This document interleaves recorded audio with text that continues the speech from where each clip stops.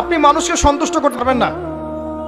পরিবার, বাবা মা, ছেলে মেয়ে, বউ বাচ্চা, কাউকে সন্তুষ্ট করতে পারবেন না। 100% আপনি কাউকে সন্তুষ্ট করতে পারবেন না। সারা জীবন করে যাবেন, আপনার বিরুদ্ধে অভিযোগ থেকেই যাবে। শুধু আল্লাহ রাব্বুল আলামিন অপেক্ষা করছেন। যে কথাটা বলছিলাম, হক দিয়ে দেন, আপনি আপনার হক আল্লাহর কাছে চেয়ে নেন। মানুষকে আপনি সুখী করতে পারবেন না। আল্লাহ পাক অপেক্ষা করছেন আপনার জন্য। আপনি কখন তওবা করে তার দিকে ফিরে আসবেন, দেন আল্লাহ পাক আপনাকে মাফ করে দিবেন ইনশাআল্লাহ।